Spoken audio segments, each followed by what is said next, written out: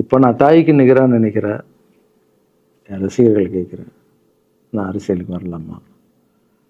இதை பார்த்துட்டு இருக்கிறவங்களுக்கு, இந்த மக்களை கேட்குறேன், நான் அரசியலுக்கு வரலாமா? அந்த தகுதி எனக்கு இருக்கா? நீங்களும் சொல்லுங்கள். இந்த வீடியோ பார்த்துட்டு இருக்கவங்க கமெண்ட்ஸ் போடுங்க. பசங்களா, இவங்க தான் என்னுடைய 22 வருஷத்தினுடைய உழைப்பு. அரசியலுக்கே வராமல் மக்களுக்கு நான் செஞ்ச சேவை உங்கள் கண்ணு முன்னாடி நிப்பாட்டியிருக்கேன். இப்போ உங்கள் வயசு என்ன? 22 வயசாகுது. ஒரு வயசில் என் கையில் வந்தார் இவர்.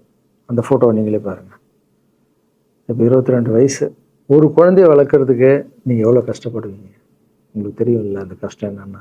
ஸ்கூலுக்கு அனுப்புறதுலேருந்து, ஃபீஸ் கட்டுறதுலேருந்து, உடம்பு சரியில்லாமல் போனான்னு அவன் ஆசைகளை நிறைவேற்றுறதுலேருந்து, ஒரு குழந்தைக்கு அப்படி இருந்தால் 60 குழந்தைங்களை வளர்த்துருக்கேன். எவ்வளோ பிரச்சனை வந்திருக்கேன், எவ்வளோ நோய்கள் வந்திருக்கும், எவ்வளோ நைட் தூங்காமல் வந்திருக்கேன், அதில் எவ்வளோ டிஸ்டர்ப், அதுவும் என் வீட்டில் வளர்த்துருக்கேன்.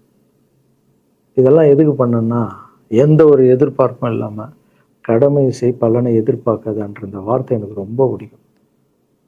அதுக்காக செஞ்சுருக்கேன்.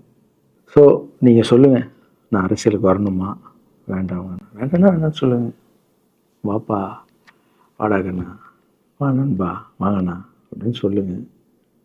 என் முடிவை நான் உங்களுக்கு சொல்கிறேன். உங்கள் முடிவுக்காக காத்திருக்கேன்.